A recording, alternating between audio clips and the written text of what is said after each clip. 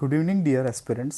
આજે 23 માર્ચ એટલે કે શહીદ દિવસ, જેને આપણે આપણા દેશના મહાન ક્રાંતિવીરો એવા ભગતસિંહ, રાજગુરુ અને સુખદેવને ફાંસી આપવામાં આવી હતી તેમના બલિદાનની યાદમાં ઉજવીએ છીએ.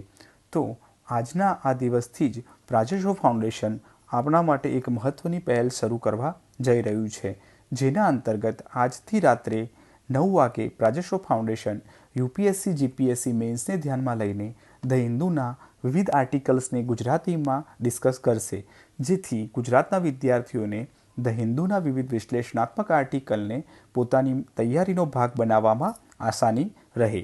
આજથી હું મનોજ દેસાઈ પ્રાજેશો ફાઉન્ડેશન વતી આપની સમક્ષ આ પહેલનું પ્રથમ સોપાનને શરૂઆત કરું છું. તો આજે છે 23 માર્ચ 2022 અને આજે ધ હિન્દુમાં કેટલાક જે મહત્ત્વના આર્ટિકલ છે એ આ મુજબ છે. સૌ પ્રથમ જે આર્ટિકલ છે એ પેટન્ટ વેવિયર્સ માટેનો આર્ટિકલ છે. સેકન્ડ જે આર્ટિકલ છે એ લેજિસ્લેટિવ સર્વિસ ઉમેરવાની બાબતનો છે. ત્રીજો જે આર્ટિકલ છે એ નેશનલ લેન્ડ મોનિટાઇઝેશન કોર્પોરેશન જે બનાવવાનું છે એના રિલેટેડ છે. ચોથો આર્ટિકલ જે છે hypersonic weapons related technology related છે. અને જે પાંચમો છે એ સ્ટેટિક ટોપિક છે, એટલે કે પ્રેસિડેન્ટ ઇલેક્શન ઇન ઇન્ડિયાના ટોપિક ઉપર આપણે ચર્ચા કરવાની છે. તો અહીંયા કરંટ સાથે આપણો એક સ્ટેટિકનો ટોપિક પણ કવર થઈ જશે. તો સૌ પ્રથમ વાત કરીએ તો જે પહેલો આર્ટિકલ જે છે એ આપણી ટ્રિપ્સના વેવિયર્સ એટલે કે પેટર્ન રિલેટેડ જે બી ટ્રિપ્સ નામની જે સંધિ છે એના કેટલાક જે આર્ટિકલ્સ છે એમાં શું કરવાની વાત છે, એમાં વેવર્સ આપવાની વાત જે છે, ઓકે, તો એના વિશે છે. પરંતુ આ આર્ટિકલને આજનું જે આર્ટિકલ આવ્યું છે એ સમજ્યા પહેલાં આપણે એક જૂના આર્ટિકલને સમજી લઈએ કે જે 18/5/2021 વખતે આવ્યો હતો. તો એ આર્ટિકલથી આપણે વધારે સારી રીતે આ ડેટાને સમજી શકીશું. સૌપ્રથમ વાત કરીએ તો ઇન્ડિયા અને સાઉથ આફ્રિકા દ્વારા WTOમાં એક રીટ કરવામાં આવી હતી અને તેમના મુજબ કે ટ્રિપ્સ એગ્રીમેન્ટની અંતર્ગત કેટલાક પ્રોવિઝન્સને શું કરવામાં આવે, વેવર્સ આપવામાં આવે. જેવા એના કારણે શેના માટે તો COVID-19 વેક્સિન બનાવવાની હોય, ડ્રગ્સ હોય એના રિલેટેડ થેરેપીઝ હોય અથવા એના રિલેટેડ કોઈ ટેકનોલોજીસ હોય તો આને શું કરવામાં આવે, વેવર્સ આપવામાં આવે, જેથી કરીને જે ડેવલપિંગ કન્ટ્રીઝ છે અથવા તો લીસ્ટ ડેવલપ કન્ટ્રીઝ છે એ પોતાના ત્યાં ફાર્મા ઇન્ડસ્ટ્રીઝની અંદર આ પ્રોડક્ટ્સનું ઉત્પાદન કરી શકે અને પોતાના ત્યાં જે રસીઓ ઓછી છે તો એ રસીની પહોંચ બધા સુધી થઈ શકે. કારણ કે આજે જોવામાં આવે છે વિશ્વમાં માત્ર 14% જ લોકો શું થયા છે, વેક્સિનેટેડ થયા છે. જે બી લીસ્ટ ડેવલપ કન્ટ્રી અથવા ડેવલપિંગ કન્ટ્રીના માત્ર 14% લોકો જ વેક્સિનેટ થયા છે. જ્યારે બાકી જોવામાં આવે છે કે જે ડેવલપ કન્ટ્રી છે ત્યાં અત્યારે 4th બૂસ્ટર ડોઝની પણ વાત ચાલી રહી છે. તો એના માટે આ આર્ટિકલ ખૂબ જ મહત્ત્વનો બની જાય છે. એક બાજુ જ્યારે યુક્રેન રશિયા યુદ્ધ ચાલી રહ્યું છે અને ત્યાં માનવતાની વાતો યુરોપિયન કન્ટ્રીઝ દ્વારા કરવામાં આવી રહી છે, પરંતુ સામે પક્ષે વિશ્વનો એક મોટો ભાગ રસીના અભાવમાં મૃત્યુને ભેટી રહ્યો છે. ત્યાં આગળ વિવિધ જે યુરોપિયન કન્ટ્રીઝ અથવા જે ડેવલપ કન્ટ્રીઝ છે એમના દ્વારા જે દ્વિમુખી વલણ દર્શાવવામાં આવી રહ્યું છે એ આર્ટિકલમાંથી આપણે સમજવાનું છે. તો વાત કરવામાં આવે કે ટ્રિપ્સ એગ્રીમેન્ટ શું છે અથવા ટ્રિપ્સ એગ્રીમેન્ટના અંદર જે વેવર્સની વાત શું કરે છે. જો ટ્રિપ્સ એગ્રીમેન્ટમાં વેવર્સ આપવામાં આવે, બરોબર, જે પેટર્ન્સ છે પેટર્ન રિલેટેડ નોર્મ્સની અંદર, તો શું થઈ જાય કે જેના મેમ્બર કન્ટ્રીઝ છે એ ધારો કે પોતે આ રસી બનાવે અથવા પોતે આ ઇક્વિપમેન્ટ બનાવે તો એમના પર કોઈ કાયદાકીય કાર્યવાહી થશે નહીં, એનો એ લોકોને બેનિફિટ મળતો હોય છે. તો આ જ એનો મેઇન મોટો પણ રહેલો છે અને જેથી મોટા પ્રમાણમાં COVID-19 સામે લડવા માટે અસ્ત્ર તૈયાર થઈ શકશે અને જે નાના કન્ટ્રીઝ છે એ પણ સારી રીતે આગળ આવી શકશે. તો આપણે સમજીએ કે ભારતમાં ટ્રિપ્સ એગ્રીમેન્ટ આપણા રિલેટેડ જે ઇમ્પોર્ટન્ટ છે એ સમજીએ કે ભારતની અંદર કયો લો છે કે જે ટ્રિપ્સ એગ્રીમેન્ટ રિલેટેડ કાર્ય કરે છે. સામાન્ય રીતે વાત કરીએ કે જે ટ્રિપ્સ એગ્રીમેન્ટ છે એ 1995માં WTOની મિટિંગમાં શું થયો હતો, નેગોશિએટ થયો હતો અને જે બી કન્ટ્રીઝ એની સભ્ય છે એ બધાએ પોતાના ત્યાં ડોમેસ્ટિક લો બનાવવાની વાત થઈ હતી કે ભાઈ ટ્રિપ્સના વિવિધ પ્રાવધાનોને ધ્યાનમાં રાખી અને પોતાના ત્યાં એ લોકો શું બનાવશે, ડોમેસ્ટિક લો બનાવશે. તો એના અંદર કેટલીક વસ્તુની વાત કરવામાં આવી હતી કે ભાઈ જે ઇન્ટેલેક્ચ્યુઅલ પ્રોપર્ટી છે એને મિનિમમ સ્ટાન્ડર્ડ ઓફ પ્રોટેક્શન નક્કી કરવું પડશે. કારણ કે વિવિધ કંપનીઝ શું છે કે R&D કરી અને જ્યારે કોઈ પ્રોડક્ટ ડેવલપ કરે છે તો એના પાછળ એ લોકો ઘણો લાંબો સમય સુધી R&D કરી હોય છે, ઘણો મોટો ખર્ચ કર્યો હોય છે. તો એ ખર્ચ કર્યા પછી જ્યારે પ્રોડક્ટ લોન્ચ કરે છે તો એનો ફાયદો એ કંપનીને મળે, એના માટે IP પ્રોટેક્શન જરૂરી છે. તો એના માટે આ લાવવામાં આવ્યું હતું. અને જે ઇનોવેટર્સ છે એમની ઇન્ટેલેક્ચ્યુઅલ પ્રોપર્ટીને મલ્ટિપલ કન્ટ્રીઝમાં શું કરી શકે, સેલ કરી શકે, વેચી શકે, અને એના સામે કોઈ એની ડુપ્લિકેશન ના કરી શકે, એનાથી એમને શું મળે, રક્ષણ મળે. એના માટે આ બંને આર્ટિકલની વાત અહીંયા કરવામાં આવી છે ટ્રીપ્સની અંતર્ગત. આ જે છે 2001ની અંદર WTOમાં જે બધા મેમ્બર્સ હતા એને ડોહા ડિક્લેરેશનની અંદર એને શું કરી લીધો, સાઇન કરી લીધો હતો. પરંતુ ડોહા ડિક્લેરેશનની અંદર એક વસ્તુની વાત પણ કરવામાં આવી, જેમ કે 1995માં સાઇન થયો અને 2001ની અંદર ડોહા ડિક્લેરેશનમાં શું ક્લેરિફિકેશન કરવામાં આવ્યું કે ભાઈ પબ્લિક હેલ્થ રિલેટેડ કોઈ મોટો ઇસ્યુ હોય, એટલે કે પબ્લિક હેલ્થ ઇમરજન્સી હોય, તો ગવર્મેન્ટ શું કરી શકે કે લાયસન્સ વેવર્સ આપી શકે. એટલે કે જે દેશની અંદર બહુ મોટા પ્રમાણમાં મહામારી ફાટી નીકળી હોય, કોઈ બીજા કોઈ યુદ્ધના કોઈ રીઝન્સ હોય અથવા બીજી કોઈ એક એવું કારણ હોય કે જેના કારણે બહુ લોકોનું જીવ જોખમમાં હોય, તો આવા સમયે શું કરી શકે છે કે પેટર્નના રૂલ્સને માનવું જરૂરી નથી એ કન્ટ્રીએ, અને પોતે પોતાની રીતે પ્રોડક્શન સ્ટાર્ટ કરી શકે છે. તો આવું દોહા ડિક્લેરેશનમાં આપેલું છે, એટલે કે WTA જ આ વેવર્સ આપેલી છે. અને આ જે વેવર્સ છે એને આપણે કોમનલી કહીએ છીએ કમ્પલસરી લાઇસન્સિંગ, એટલે કે કમ્પલસરી લાઇસન્સિંગ તરીકે આપણે એને ઓળખીએ છીએ, કે જેના અંતર્ગત કોઈ પણ દેશ ખૂબ જ જટિલ પરિસ્થિતિની અંદર પોતાના ત્યાં પ્રોડક્શન સ્ટાર્ટ કરી શકે છે પેટન્ટ્સના નોર્મ્સ માન્યા વગર. તો એ એના માટે આપેલું છે. તો ટ્રીપ્સમાં એને માન્યતા મળેલી છે. બીજું વાત કરવામાં આવે, ભારતની અંદર જે પેટન્ટ એક્ટ છે 1970નો, એનો સેક્શન 92 કમ્પલસરી લાઇસન્સિંગની વાત કરે છે કે નેશનલ ઇમરજન્સી ઓર એવા કોઈ સર્ક્યુમસ્ટાન્સીસ પેદા થયા હોય કે જ્યાં ઇમરજન્સી હોય ત્યારે પેટન્ટ વેવર્સ આપી શકાય છે. આ પેટન્ટ વેવર્સ માટેનો રૂલ કેવી રીતે છે કે કોઈ બી કંપની કોઈ પ્રોડક્ટ બનાવે છે એના 3 વર્ષ પછી તમે પેટન્ટને શું કરી શકો છો, પેટન્ટ વેવર્સ માટે એલિજિબલ ગણી શકો છો, એટલે કે કમ્પલસરી લાઇસન્સિંગમાં એલિજિબલ ગણી શકો છો. સામાન્ય રીતે કમ્પલસરી લાઇસન્સ શું છે, એક એવું લાઇસન્સ છે જે એવી ઓથોરિટી ગવર્મેન્ટને આપે છે કે તે શું કરી શકે છે, પોતાના દેશની અંદર એ પ્રોડક્ટને બનાવવાનું, એનો ઉપયોગ કરવાનું, એને સેલ કરવાનું, વગેરે કોઈપણ પ્રકારના દબાવ વગર કરી શકે છે. અને એના માટે એને જે પેટન્ટ, જે કંપનીની પેટન્ટ છે એના સાથે કન્સલ્ટ કરવું પણ જરૂરી નથી હોતું. અને આ એક કાયદાકીય પ્રક્રિયા છે.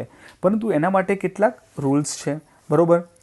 તો એક તો વાત કરી રિઝનેબલ રિક્વાયરમેન્ટ ઓફ પબ્લિક હોય. બીજું શું છે કે પેટર્ન જે છે એ ત્યાંની દેશના લોકો માટે અવેલેબલ ના હોય, એટલે અથવા તો જે દેશમાં માટે અવેલેબલ ના હોય, અને સાથે સાથે એટલી મોંઘી હોય કે એ દેશના લોકો એ પ્રોડક્ટને વાપરી ના શકતા હોય. જેમ કે કેન્સરની કોઈ દવા છે તો ભારતની અંદર એટલી મોંઘી છે કે ભારતમાં વાપરી શકાતી નથી. તો પછી ભારતમાં ઘણા બધા લોકોને કેન્સરની બીમારી છે, તો ગવર્મેન્ટ શું કરી શકે છે, એને કમ્પલસરી લાઇસન્સિંગ અંદર નાખી અને ભારતની જ કોઈ કંપનીને આ દવા બનાવવાનું કહી શકે છે કે જેથી આ દવા ખૂબ જ સસ્તામાં તૈયાર થઈ શકે અને એનો પ્રયોગ ગરીબ લોકો આરામથી કરી શકે. અને સાથે સાથે આના અંદર એક એવી વ્યવસ્થા પણ છે કે અહીંયા બનાવેલી દવા બીજા દેશમાં એક્સપોર્ટ પણ કરી શકાય છે, અને એના માટે કંપનીની કન્સલ્ટન્સીની કોઈ જરૂર હોતી નથી. તો આજનો આર્ટિકલ હવે શું કહે છે, તો 18 મંથ જ્યારે આ વાત કરવામાં આવી, જ્યારે સાઉથ આફ્રિકા અને ઇન્ડિયાએ WTO સમક્ષ પોતાનો આ મુદ્દો મૂક્યો હતો, એને આજે 18 મહિના થયા, પરંતુ બધા જ દેશો હજુ પણ એક ટેબલ ઉપર આવી શક્યા નથી. પરંતુ હાલમાં એમાંથી જોવામાં આવે કે 63 ડેવલપિંગ કન્ટ્રી અને 44 એવી કન્ટ્રીઓ હતી કે જે આનો સપોર્ટ કરી રહી હતી. એટલે ટોટલ 104-5 કન્ટ્રીઓ આનો સપોર્ટ કરી રહી હતી, પરંતુ બાકીની કન્ટ્રીઝ આનો સપોર્ટ કરી રહી હતી નહીં. અમેરિકા પણ શરૂઆતમાં શું કરી રહ્યું હતું ને, એપોઝ કરી રહ્યું હતું, પરંતુ બાઇડન એડમિનિસ્ટ્રેશન એ શું કર્યું, એનો સપોર્ટ કર્યો. પરંતુ એમને કીધું કે ખાલી વેક્સિન માટે તમે આ વેવર્સ આપી શકો છો, બાકીના ટૂલ્સ માટે નહીં. તો આ રીતે આ વસ્તુ આગળ વધી રહી છે. હવે મેઇન શું થયું છે અત્યારની વાત કરવામાં આવે તો હાલની અંદર ભારત, સાઉથ આફ્રિકા, સાથે સાથે US અને યુરોપિયન યુનિયન આ બધા એક ટેબલ ઉપર આવ્યા છે અને કેટલીક શું કર્યું છે, કોમ્પ્રોમાઇઝ સોલ્યુશન ઉપર પહોંચ્યા છે. એટલે કે કોમ્પ્રોમાઇઝ સોલ્યુશન લાવવાની વાત કરી છે. કોમ્પ્રોમાઇઝ સોલ્યુશનની અંદર એમણે શું કીધું છે કે એક તો ખાલી આ વસ્તુ શેના ઉપર લાગુ પાડીશું, વેક્સિન ઉપર લાગુ પાડીશું, બીજી કોઈ વસ્તુ પર લાગુ નહીં પડે. બીજું એમણે એવું કીધું કે આ માત્ર ડેવલપિંગ કન્ટ્રીઓ જ આનો પ્રયોગ કરી શકશે, પરંતુ આમાં લિસ્ટ ડેવલપ કન્ટ્રીઓનો સમાવેશ કરવામાં આવેલો નથી. એટલે કે બાંગ્લાદેશ જેવી કન્ટ્રીઓ આનો પ્રયોગ કરી શકશે નહીં. ત્રીજી વાત એવી પણ કરવામાં આવી કે જે કન્ટ્રીએ 2021ની અંદર કોવિડની દવાઓનો 10%થી વધારે એક્સપોર્ટ કર્યું હશે તો એ કન્ટ્રી પણ આનો લાભ લઈ શકશે નહીં. એટલે એક રીતે જોવામાં આવે તો ના આપવા જેવી છૂટ અહીંયા આપવામાં આવી છે કે નોમિનલ છૂટ આપી અને ડેવલપિંગ દેશો પોતાની દેશની જે બી કંપનીઓ છે એનો બચાવ કરી રહ્યા છે. કારણ કે જોવામાં આવે છે કે જેટલી રસીઓ બનાવવામાં આવી છે, ચાહે મોડેના હોય ચાહે ફેઝર હોય, તો આ બધી જે દવાઓ છે એ કોને બનાવી છે? ડેવલપ કન્ટ્રીઓએ બનાવી છે. અને એમની કંપનીઓને ફાયદો મળી રહે એના માટે હજુ પણ આ દેશો ખુલ્લા મનથી એને આગળ વધારવા માટે તૈયાર નથી. તો એ અહીંયા જોઈ શકાય છે. હવે આપણે જોઈએ છીએ આપણું સેકન્ડ આર્ટિકલ.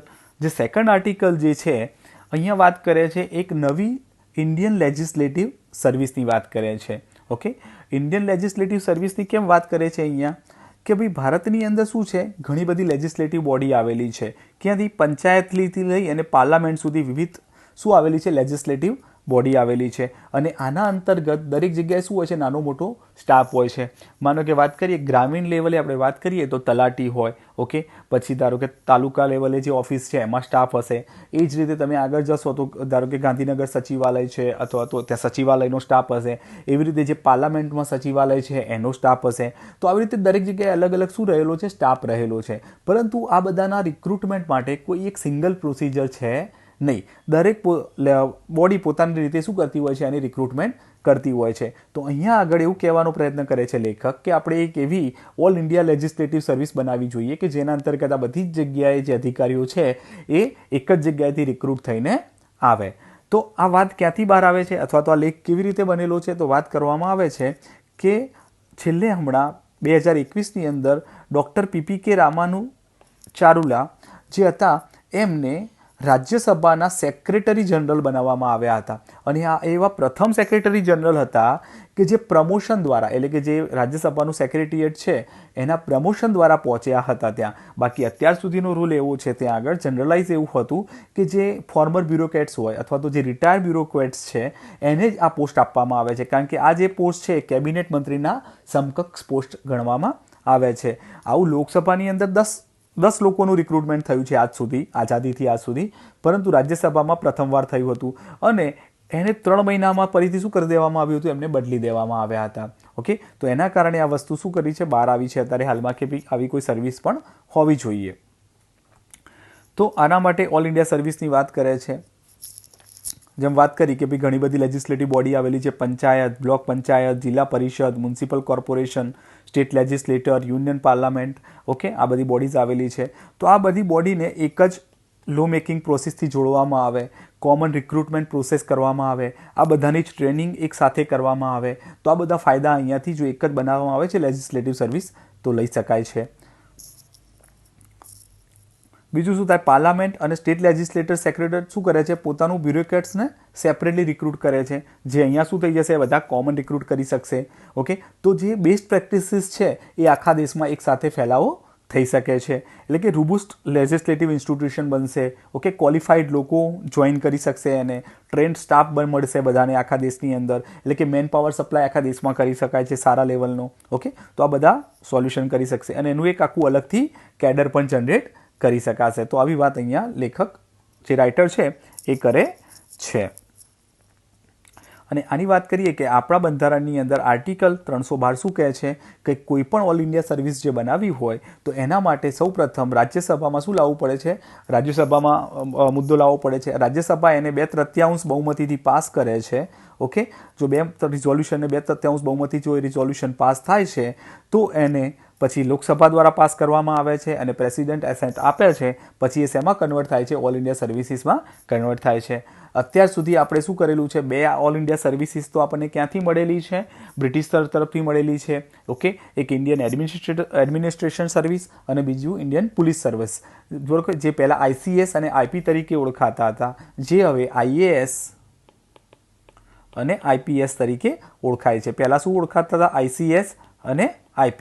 અને ત્યારબાદ આપણે 1964ની અંતર્ગત એક નવી Indian forest service, okay, Indian forest service આપણે ત્યાં આગળ એડ કરી છે. અત્યાર સુધી આપણે એક જ નવી સર્વિસ એડ કરી છે, પરંતુ હાલમાં જ્યુડિશિયરી સર્વિસની વાત હોય કે પંચાયત સર્વિસની વાત હોય, ઓકે, કે પછી આ રીતે આપણે વાત કરીએ, આજે નવી એક વાત આવી લેજિસ્લેટિવ સર્વિસની વાત હોય, હેલ્થ સર્વિસની વાત હોય, એજ્યુકેશન સર્વિસની વાત હોય, આવી ઓલ ઇન્ડિયા સર્વિસીસની અત્યારે હાલમાં વાતો ચાલી રહી છે. તો તેના તમે જ્યારે મેન્સની અંદર ક્વેશ્ચન પૂછાય છે તો તમે એના પોઝિટિવ નેગેટિવ ફેક્ટર અહીંયા દર્શાવી શકો છો કે ભાઈ એકચ્યુઅલી શું થાય, સ્ટેટ આનો વિરોધ કરતી હોય છે ઓલ ઇન્ડિયા સર્વિસીસ લાવવાનો, ઓકે, કારણ કે સ્ટેટના એ જે સર્વિસ છે એના પરથી સ્ટેટનો શું છે હોલ્ડ જતો રહેશે અને સીધો કેન્દ્ર એના પર હોલ્ડ કરશે. તો સંઘવાદનો મુદ્દો પણ અહીંયા જોડાયેલો છે, તો તમે એના પર વધારે સ્ટડી કરી શકો છો. આ આર્ટિકલની અંદર આપણે આટલી ચર્ચા કરવામાં આવેલી છે. અહીંયા એક એક્ઝામ્પલ પણ આપેલું છે કે યુનાઇટેડ કિંગડમ, જે તમે કોઈ બી જગ્યાએ એક્ઝામ્પલ કોટ કરી શકો છો, કે જ્યાં આગળ ક્લર્ક લેવલનો જે સ્ટાફ છે એ શું કરવામાં આવે છે, એ આખા દેશની અંદર એક જ સાથે રિક્રુટ કરવામાં આવે છે. તો ભારત પણ આવી ડેમોક્રેટિક પ્રેક્ટિસને શું કરી શકે છે, અપનાવી શકે છે. તો આ રીતે આપણે આર્ટિકલને પૂર્ણ કરીએ છીએ. એનાથી આપણે આગળ જઈએ છીએ તો અત્યારે હાલમાં the national land monetisation corporation બનાવવાની જે વાત ચાલે છે, જે મોનિટાઇઝેશન જે સ્કીમ હતી આપણી, ઓકે, તો એ મોનિટાઇઝેશન સ્કીમના અંતર્ગત જ આ વસ્તુ આગળ આવી છે. તો અહીંયા શેના માટે આ જરૂરી છે, યુનિયન ગવર્મેન્ટ શા માટે બનાવે છે અને એનાથી રેવન્યુ અને એમ્પ્લોયમેન્ટ જનરેશનમાં શું ફરક પડે છે, એ આપણે આ આર્ટિકલથી સમજીશું. બહુ જ ઇમ્પોર્ટન્ટ આર્ટિકલ થઈ જાય છે આ એના માટે, ઓકે. આ કેવી એક ફર્મ હશે કે જે ગવર્મેન્ટ ઓન હશે, એટલે કે જે ગવર્મેન્ટની માલિકીની હશે અને તે મુખ્યત્વે શું કરશે, ગવર્મેન્ટ સેક્ટર અને પબ્લિક સેક્ટર્સ જે છે ગવર્મેન્ટના, એની જે સંપત્તિ છે, એસેટ્સ છે, એને મોનિટાઇઝ કરવાનું કાર્ય કરશે, ઓકે. એનાથી શું થશે, એક આખું નવું રેવન્યુ જનરેટ થશે સરકાર પાસે. આમ જનરલી દરેક, ધારો કે રેલવે પાસે કોઈ સંપત્તિ છે તો રેલવે એનું શું કરે, મોનિટાઇઝેશન કરે, ઓકે. એ જ રીતે ધારો કે બીજી કોઈ પાવર કોર્પોરેશન જોડે જે સંપત્તિ છે એના દ્વારા કરવામાં આવે, એની જગ્યાએ સરકાર શું કરવામાં આવે છે, માગે છે, એક ટોપ બોડી બનાવવા માગે છે. આ જે બોડી છે એ જ બાકી બધી જ સંસ્થાઓ માટે મોનિટાઇઝેશનનું કાર્ય સંભાળશે. તો આના જ લોકો આ બધું જોશે, તો આ લોકોમાં શું હશે, વિશેષતા, મતલબ વિશેષજ્ઞતા હશે આ વસ્તુ કરવાની, તો એનો વધારે બેનિફિટ લઈ શકાશે. તો unlock the potential of unused and underused asset. આના લીધે શું થશે કે જે ગવર્મેન્ટની જે અનયુઝડ અથવા તો અંડરયુઝ પ્રોપર્ટી છે એને શું લાવી શકાય છે, ભારતના ઉત્થાન માટે પ્રયોગમાં લાવી શકાશે, ઓકે. એનાથી જનરલ કેપિટલ અને ફ્યુચર એસેટ જનરેશનમાં બી સહાય મળશે. એટલે કે અત્યારે ધારો કે જે પૈસા આવે આની મદદથી, એ પૈસાની મદદથી તમે નવું ઇન્ફ્રાસ્ટ્રક્ચર પણ ઊભું કરી શકશો, તેની વાત કરવામાં આવી છે. અહીંયા કહેવામાં આવ્યું છે કે ઇકોનોમિક સર્વે 2021-22 મુજબ જે આપણા CPSC છે એમની પાસે હાલમાં 34,000 એકર જે લેન્ડ છે એ ફાજલ પડેલી છે. તો એને શું કરી શકાય છે, મોનિટાઇઝેશનના પ્રયોગ કરી શકાય છે. સૌથી વધારે આવી જે જગ્યા છે એ રેલવે અને ડિફેન્સ મિનિસ્ટ્રી પાસે પડેલી છે, આવી વાત કરેલી છે. હવે આ જે NLMC છે એ કેવી રીતે ફંક્શન કરશે એની વાત કરીએ તો અહીંયા શું કરશે, આ ફર્મ વિવિધ પ્રોફેશનલ્સને હાયર કરશે પ્રાઇવેટ સેક્ટરના, કે જે લોકોને મેરિટ બેઝ એપ્રોચથી હાયર કરવામાં આવશે, એટલે કે એક્ઝામ થ્રુ ઓર એ લોકોના રેન્કિંગ થ્રુ એ લોકોને લેવામાં આવશે, ઓકે. અને પછી એ લોકો શું કરશે, એમની જે એક્સપર્ટીઝ છે એનો ઉપયોગ કરી માર્કેટ રિસર્ચ કરશે, ઇન્વેસ્ટમેન્ટ, એ લોકો માર્કેટ રિસર્ચ કરશે, ઇન્વેસ્ટમેન્ટ ક્યાંથી આવશે, લેન્ડ મેનેજમેન્ટ કેવી રીતે કરવું, લીગલ એસ્પેક્ટ શું છે એને ધ્યાનમાં કેવી રીતે લેવા, આ બધી સ્કિલોને શું કરશે, ઇન્હાન્સ કરશે. એવા લોકોને ભેગા કરવામાં આવશે અને પછી આખી પ્રોસિજરને આગળ લઈ જવામાં આવશે. અને એના લીધે શું થશે, સૌથી બેસ્ટ જે પ્રેક્ટિસ હશે લેન્ડ મોનિટાઇઝેશન કરવાની, એને અહીંયા બહાર લાવી શકાશે. અને આ એક એજન્સી તરીકે શું કરશે, ફંક્શન કરશે. પરંતુ આપણે જોઈએ છીએ કે દરેક બોડીની સાથે કેટલાક ચેલેન્જીસ પણ જોડાયેલા હોય છે. તો અહીંયા પણ કેટલાક ચેલેન્જીસ જોડાયેલા છે. શું ચેલેન્જીસ છે, એક તો એવું કહી ના શકાય કે પ્રાઇવેટ બોડીને અહીંયા ઇન્વોલ્વ કરવાથી એના પરફોર્મન્સ અને પ્રોડક્ટિવિટીમાં શું થશે, વધારો થશે. કારણ કે શું થશે કે આજ સુધી જોવામાં આવ્યું છે કે જે ગવર્મેન્ટે પોતાની જે ડિસઇન્વેસ્ટમેન્ટ ટાર્ગેટ નક્કી કર્યા હતા એને ગવર્મેન્ટ પ્રાપ્ત કરી શક્યું નથી. જેમ કે જોવામાં આવે કે ભાઈ 2021-22ની અંદર એના ગવર્મેન્ટે ડિમોનિટાઇઝેશન દ્વારા 12,423 કરોડ પ્રાપ્ત કર્યા છે. એના પહેલાં બરોબર એમને ટાર્ગેટ રાખવામાં આવે તો 1,75,000 કરોડ એના આગલા વર્ષે, પરંતુ પ્રાપ્ત ખાલી કેટલા થયા હતા, 78,000 કરોડ જ થયા હતા. તો એ પણ ગવર્મેન્ટ પ્રાપ્ત કરી શક્યું નથી. બીજો મુદ્દો એ પણ છે કે ગવર્મેન્ટ પોતાનું જે રેવન્યુ છે બરોબર એ શું કરશે, પ્રાઇવેટ પ્લેયરને ટ્રાન્સફર કરી દેશે, ઓકે. તો ઘણા પ્રોફિટેબલ જે એસેટ્સ છે એ બી પ્રાઇવેટ કંપનીઓના હાથમાં જતી રહેશે. એટલે કે જે ડિસઇન્વેસ્ટમેન્ટના ડિસબેનિફિટ છે એની જ અહીંયા રિઝોલ્યુશનની વાત કરવામાં આવેલી છે. બીજું કે ગવર્મેન્ટ અને એ પ્રાઇવેટ કંપનીઓ વચ્ચે કોઈ ડિસ્પ્યુટ થયો તો એ ડિસ્પ્યુટનું રિઝોલ્યુશન મિકેનિઝમ શું હશે એ પણ હજુ કોઈ ડિસાઇડ થયેલું નથી. બીજી વાત કરવામાં આવે છે કે ગવર્મેન્ટ આવી વસ્તુ માટે પબ્લિક પ્રાઇવેટ પાર્ટનરશિપનો ઉપયોગ કરે છે, બરોબર.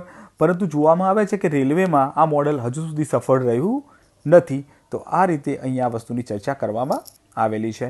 તો અહીંયા આપણે આ આર્ટિકલ પૂર્ણ કરીએ છીએ. હવે આપણે આગળના આર્ટિકલમાં જઈએ છીએ કે જેની અંદર હાઇપરસોનિક વેપન્સની વાત કરવામાં આવેલી છે. ઓકે, તો અહીંયા આપણે જોઈએ કે ભાઈ હાઇપરસોનિક વેપન્સ શું છે અને શું ઇન્ડિયા પાસે આ વેપન્સ આવેલા છે કે નહીં.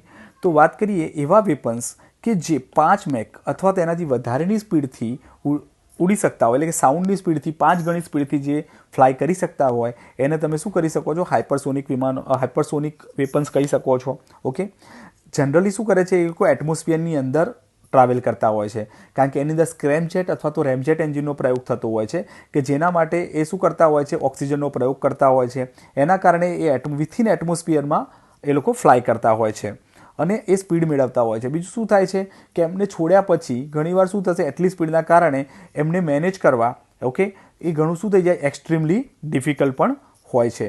બીજો આનો ફાયદો એ છે કે રડાર અને એર ડિફેન્સ જે છે એને ડિટેક્ટ કરી નથી શકતા. આટલી બધી સ્પીડથી પસાર થવાના કારણે જે એર ડિફેન્સ હોય અને બીજું જે રડાર્સ હોય એને ડિટેક્ટ કરી શકતા નથી. અને એના કારણે જ વિશ્વ માટે એક નવો ખતરો બનીને પણ ઊભો થાય છે, કારણ કે તે 5000 કિલોમીટરની સ્પીડથી જ્યારે ગતિ કરતા હોય, ઓકે, કલાકના, તો અહીંયાથી છોડેલું કોઈ બી ધારો કે હથિયાર છે અથવા વેપન છે, મિસાઇલ છે, એ 5000 કિલોમીટર ઇન ધ સેન્સ કે યુએસ 1 કલાકની અંદર પહોંચી જશે, યુરોપ 1 કલાકની અંદર પહોંચી જશે. તો એના કારણે વિવિધ કન્ટ્રીઝ વચ્ચે વધારે પ્રોબ્લેમ પેદા થઈ શકે છે. તો અહીંયા વાત કરવામાં આવે છે કે આવી ટેકનોલોજી કયા કયા દેશો પાસે છે. તો જોવામાં આવે છે કે હમણાં જ ચાઇના દ્વારા પોતાની એક ન્યુક્લિયર કેપેબલ હાઇપરસોનિક મિસાઇલને પૂરા વર્લ્ડનો ચક્કર લગાવીને ટેસ્ટિંગ કરવામાં આવ્યું છે. તો ચાઇના આ વસ્તુમાં ઘણું આગળ છે. સાથે વાત કરવામાં આવે તો રશિયાએ પોતાની ટ્રિસ્કોન હાઇપરસોનિક ક્રૂઝ મિસાઇલ, ઓકે, એને સબમરીનથી સફળતાપૂર્વક 350 કિલોમીટર સુધી ફેંકીને પોતાની ક્ષમતાઓ દેખાડી છે. યુએસ પણ પોતાની હાઇપરસોનિક ડેવલપમેન્ટ પ્રોગ્રામ ચલાવી રહ્યું છે, પરંતુ તે રશિયા અને ચાઇનાથી આ વસ્તુમાં શું છે, હજુ પાછળ છે. ભારત દ્વારા પણ શું કરવામાં આવ્યું છે, 12 હાઇપરસોનિક વિન્ડ ટનલ્સ બનાવવામાં આવી છે અને આ ટનલ્સની અંદર ભારત વિવિધ ટેસ્ટ કરી રહ્યું છે, જેમાં 13 મેચ સુધીની, એટલે કે 13 મેક એટલે કે સાઉન્ડની ગતિથી 13 ગણી ગતિ સુધીના ટેસ્ટિંગ્સ અહીંયા આ વિન્ડ ટનલ્સમાં થઈ શકે છે. એવી ક્ષમતા ભારતે અહીંયા શું કરેલી છે, વિકસાવી લીધેલી છે. હવે આપણે જોઈએ છે આપણો 5મો આર્ટિકલ કે જે વાત કરે છે હિન્દુના પેજ નંબર 9ની અંદર આપવામાં આવેલો છે. અહીંયા જનરલાઇઝ જે આર્ટિકલ છે એ પ્રેસિડેન્ટના ઇલેક્શન સાથે એમએલએઝના મત, એમપીના મતની શું વેલ્યુઝ હોય છે એની સાથે સંકળાયેલો છે. પરંતુ આપણે જોઈએ છીએ કે ભાઈ આપણને દરેક રાજ્યના મત, દરેક એમએલએના મત શું હશે, એમપીના મત શું હશે યાદ રાખવાની જરૂર હોતી નથી, પરંતુ સામાન્ય રીતે આખી પ્રોસિજર શું છે આપણે યાદ રાખવી જરૂરી છે. તો આપણે જોઈ લઈએ કે જે પ્રેસિડેન્ટ છે શું છે, હેડ ઓફ ઇન્ડિયન સ્ટેટ છે. ઓકે, બીજું એ આપણા ફર્સ્ટ સિટીઝન્સ છે. અને આર્ટિકલ 52 શું વાત કરે છે કે ભાઈ there shall be A president of India, કે ભારતનો એક શું હશે, રાષ્ટ્રપતિ હશે. અને આ જે પ્રેસિડેન્ટ છે, આપણા રાષ્ટ્રપતિ છે, એ સિમ્બલ ઓફ સોલિડરિટી છે, યુનિટી છે અને ઇન્ટિગ્રિટી ઓફ નેશનને દર્શાવે છે. આર્ટિકલ 54ની અંદર ઇલેક્શન ઓફ પ્રેસિડેન્ટની વાત કરવામાં આવી છે. ઓકે, બીજું વાત શું કરવામાં આવે છે કે જે પ્રેસિડેન્ટ છે એ ઇનડાયરેક્ટલી, અપ્રત્યક્ષ રીતે સિંગલ ટ્રાન્સફરેબલ વોટિંગ સિસ્ટમ દ્વારા શું કરવામાં આવે છે, ચૂંટવામાં આવે છે. ઓકે, અહીંયા એમને ચૂંટણી કરતી વખતે જે કોલેજિયમ હશે એ કયું હશે એની આપણે ચર્ચા કરીએ. તો સૌપ્રથમ વાત કરવામાં આવે છે કે એની અંદર લોકસભા અને રાજ્યસભાના ઇલેક્ટેડ મેમ્બર, અહીંયા કયા મેમ્બર્સ હશે, ઇલેક્ટેડ, જે કે ચૂંટાયેલા જે મેમ્બર્સ હશે એનો સમાવેશ થશે. બીજું શું છે, લેજિસ્લેટિવ એસેમ્બલીઝ જે છે આખા દેશની, જેટલા બી રાજ્યોમાં જે લેજિસ્લેટિવ એસેમ્બલીઝ છે એના ચૂંટાયેલા મેમ્બરનો સમાવેશ થશે. બીજું legislative assembly of union territories of Delhi, Jammu Kashmir and Puducherry, okay, એને પણ 1992થી 70th કોન્સ્ટિટ્યુશનલ એમેન્ડમેન્ટથી સમાવેશ કરવામાં આવેલો છે. તો આમને બી અહીંયા એડ કરવામાં આવે છે. તો આ બધા જ લોકો આમાં સમાવેશ છે જે પ્રેસિડેન્ટની ચૂંટણીમાં ભાગ લે છે. પરંતુ અહીંયા જોવે કે nominated member of the both house and state legislature are not allowed. Okay, એટલે કે નોમિનેટેડ મેમ્બર્સ જે છે એ અહીંયા પાર્ટિસિપેટ કરી શકતા નથી. સાથે સાથે જે સ્ટેટની વિધાન પરિષદ છે એના મેમ્બર્સ પણ અહીંયા પાર્ટિસિપેટ કરી શકતા નથી. તો આ વસ્તુ તમારે યાદ રાખવાની છે. અહીંયા આર્ટિકલ 55 કહે છે આના પ્રેસિડેન્ટના ઇલેક્શન વિશે કે કેવું હશે, ઇનડાયરેક્ટ ઇલેક્શન હશે. ઓકે, સિક્રેટ બેલેટ એટલે કે ગુપ્ત મતદાન થશે. ઓકે, અને representation by single transferable voting system દ્વારા વોટ કરવામાં આવશે. તો આ રીતે અહીંયા વાત કરવામાં આવેલી છે. બીજું જોઈએ કે એમપી એમએલએના વોટની કેલ્ક્યુલેશન કેવી રીતે થાય છે. માનો કે કોઈ એક એમએલએના વોટનું કેલ્ક્યુલેશન કરવું હોય તો સૌ પ્રથમ શું કરવામાં આવે છે, total population of that state, એટલે કે એ સ્ટેટની ટોટલ પોપ્યુલેશન કેટલી છે divide by total number of elected member in the state legislative assembly, એટલે કે સ્ટેટની જે વિધાનસભા છે એની અંદર ચૂંટાયેલા સભ્યો કેટલા છે, ચૂંટાયેલા સભ્યોની સંખ્યા શું છે એ જોવામાં આવે છે. મલ્ટીપ્લાય બાય 1/1000 કરી અને જે વેલ્યુ મળે એ તમે અહીંયા ગણવામાં આવે છે. એ જ રીતે જ્યારે એમપીના વેલ્યુ અહીંયા દરેક રાજ્યની શું હશે, અલગ અલગ હશે. દરેક રાજ્યમાં કારણ કે પોપ્યુલેશન અલગ હશે, ઇલેક્ટેડ મેમ્બરની સંખ્યા અલગ હશે, એટલે અહીંયા તમને દરેક રાજ્યના એમએલએની વેલ્યુ શું મળશે, અલગ અલગ મળશે. પરંતુ જે એમપીસ છે એની વેલ્યુ સેમ મળશે. કેમ? કેમ કે total value of what of all MLA of state, બધા જ જે એમએલએના વોટ મળ્યા એને અહીંયા ભેગા કરી દેવામાં આવશે. જે ધારો કે ગુજરાતના 147 હોય, ધારો કે બીજી જગ્યાએ 130 હોય, કોઈના 98 હોય, આ બધાનો જે સરવાળો કરવામાં આવશે, જે મળેલા વોટ, અહીંયા જે વોટ મળે છે, અહીંયા જે જવાબ આવે છે એવા દરેક રાજ્યોના એમએલએના વોટનો સરવાળો કરવામાં આવે છે અને ભાગ્યા total number of elected member of the parliament, અને જે પાર્લામેન્ટ છે એના ટોટલ જે મેમ્બર્સ છે, ઓકે, ઇલેક્ટેડ એટલે કે ચૂંટાયેલા જેટલા બી મેમ્બર્સ છે એના ભાગે ડિવાઈડ કરવામાં આવે છે અને એક એમપીનું શું મળે છે, વેલ્યુ. અહીંયા total numbers of parliament elected એટલે લોકસભા અને રાજ્યસભાના બંનેનો સમાવેશ થઈ જશે, પરંતુ કેવા, ખાલી ચૂંટાયેલા, અને એ ભેગા થઈ અને એમના વોટની વેલ્યુ ડિસાઇડ થશે અને પછી એવી રીતે અહીંયા ચૂંટણીમાં એ લોકો ઇલેક્શન પ્રોસિજર કરતા હોય છે. તો આ રીતે આજે આપણે મુખ્યત્વે જે 5 આર્ટિકલ ડિસ્કસ કર્યા એને અહીંયા પૂર્ણ કરીએ છીએ. નેક્સ્ટ આપણે આવતીકાલે ફરીથી આગળનો જે હિન્દુનું 24 તારીખે જે અંક આવશે એની અંદર જે બી ડિસ્કશન હશે, જે સારા આર્ટિકલ્સ હશે એની આપણે ચર્ચા કરીશું. બીજું, આજે આપણે પ્રથમવાર આ આર્ટિકલ ડિસ્કશન સ્ટાર્ટ કરી છે, તો તમારા રિલેટેડ એમાં કોઈ સુધાર અથવા તો સૂચન હોય તો તમે ચોક્કસથી કોમેન્ટમાં જણાવી શકો છો, કે જેથી કન્ટિન્યુઅસલી આપણે એનો સુધાર કરી શકીએ, જે તમારી તૈયારીમાં ફાયદાકારક થઈ શકે. Okay, thank you very much.